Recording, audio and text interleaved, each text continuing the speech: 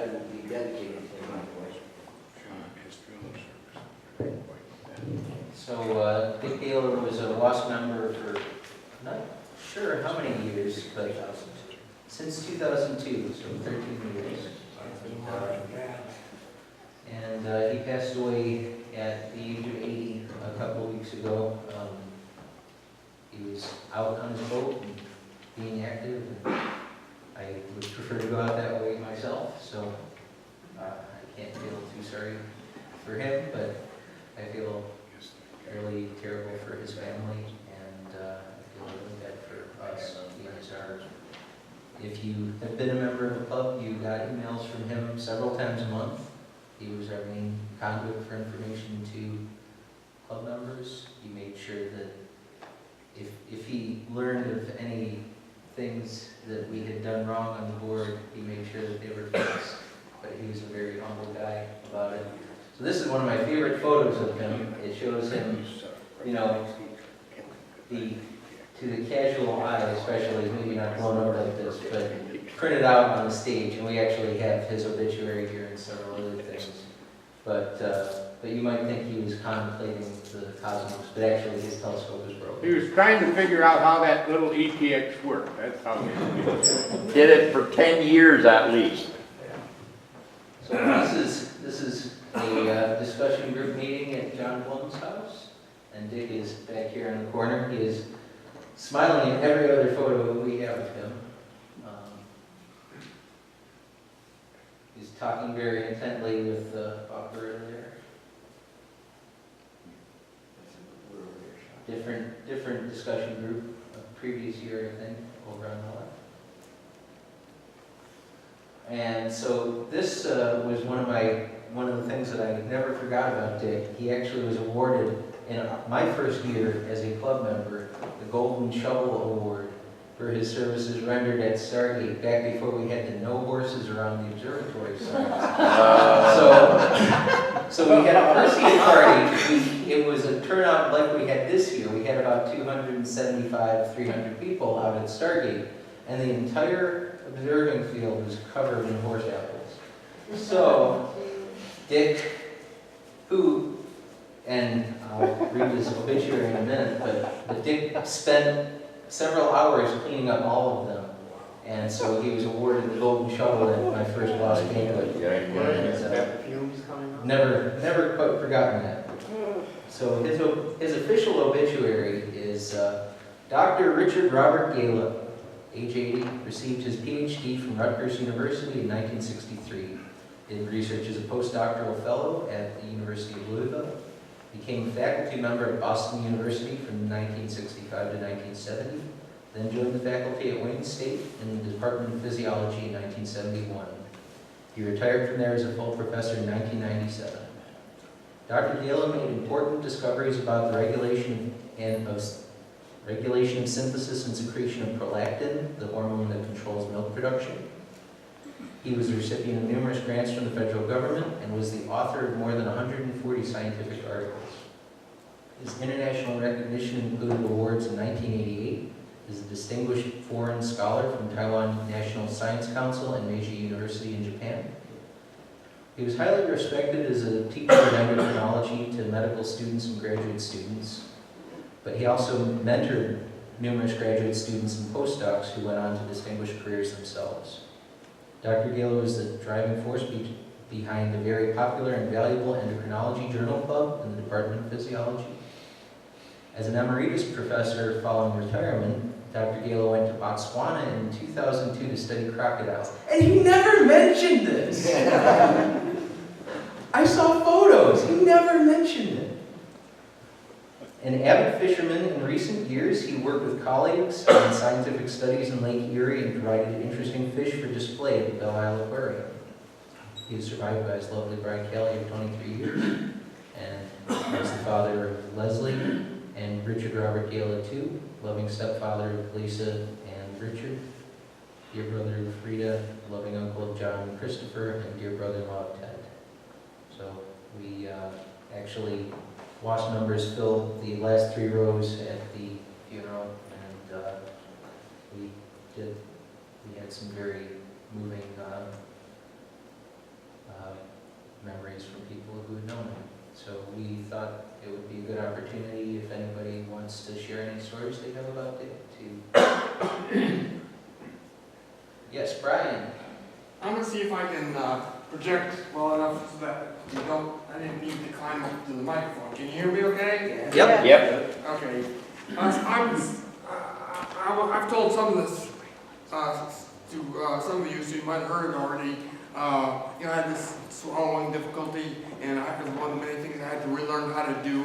And during that process, he made me the promise that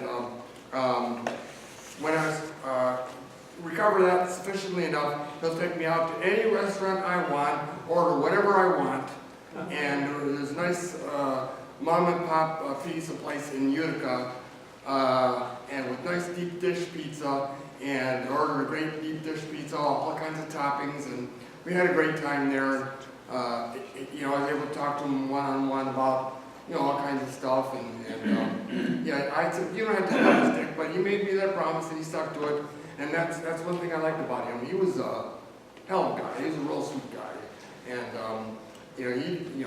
like John was saying about how he didn't laud over you. He didn't hit you over the head with what he knew about stuff and his accomplishments and stuff. But he was a great resource, as is many members of the astronomy club who said, there's always somebody here who knows something about something.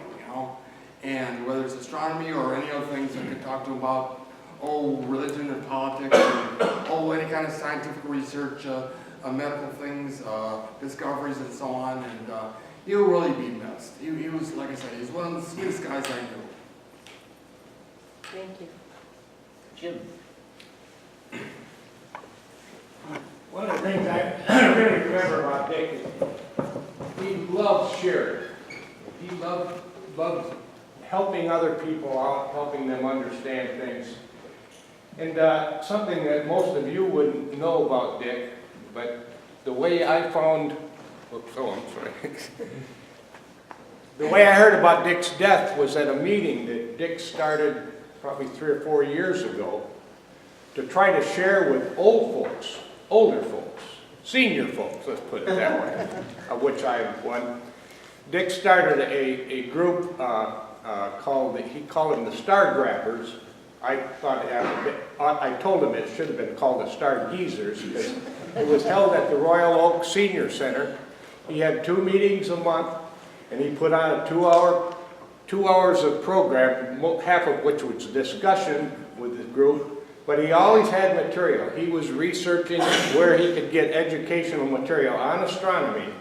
And he held these meetings twice a month, and he'd been doing it. It was quite a feat for him. There's only like 15 or 16 folks in this group, but Dick was dedicated to sharing and to sharing his knowledge and his love of astronomy with a group like that. At the end of the last meeting, which was 2 weeks ago, I guess Wednesday. They're always on Wednesdays. Dick couldn't make it that day because he'd been sick with some problems he had, and I talked to him the day before. He said he'd probably be in at the end of the meeting because he got going better later in the day. They brought in a note from the desk, and the guy who was running the meeting that day for Dick informed us that Dick had passed away, and it was a real shock for all of us. But I thought it was a testimony to Dick's dedication that he started this group for senior citizens to share his love of astronomy.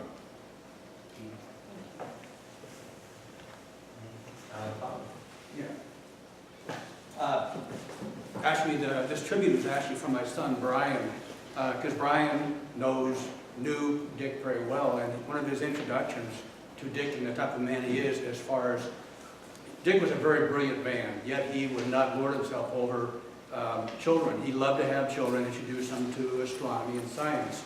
And there was a speaker that Cranbrook brought in a few years ago from California, a famous scientist, gave a talk. Afterwards, the officers, I think I was the president of the club at the time, we took that scientist out to dinner at a restaurant near here. And Dick was sitting near this scientist, and we walked in along with my son, and Dick got up and said, I can't remember his name, this science, professor, what the fellow's name was, said, I'd like you to meet a really great boy from this club who loves astronomy.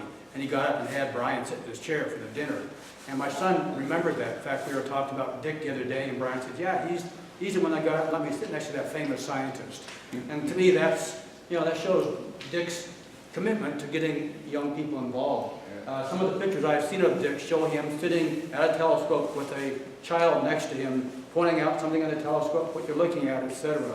So to me, that was a really valuable thing that Dick promoted. He was very good with children, could get them interested in science, and he didn't hold himself above talking to people that were beneath his abilities. The guy was a brilliant man. All right.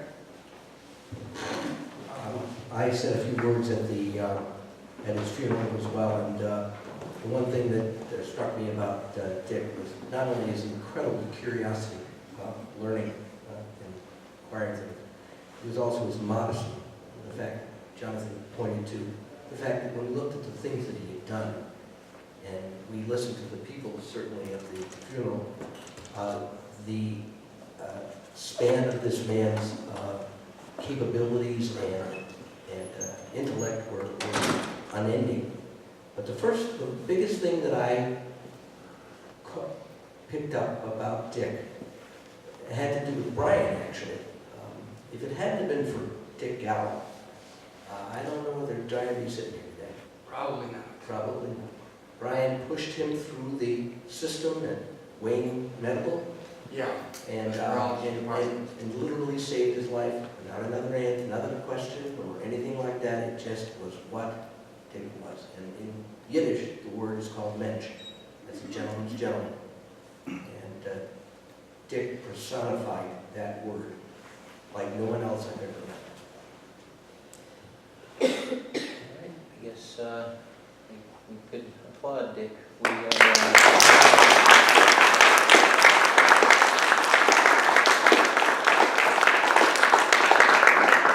We're going to posthumously award him the club's highest honor, the Searles Award, at the banquet, and we're hoping that his family will be able to come and pick that up. So that's it, and I guess we can proceed with In the News. All right, in the news today, obviously,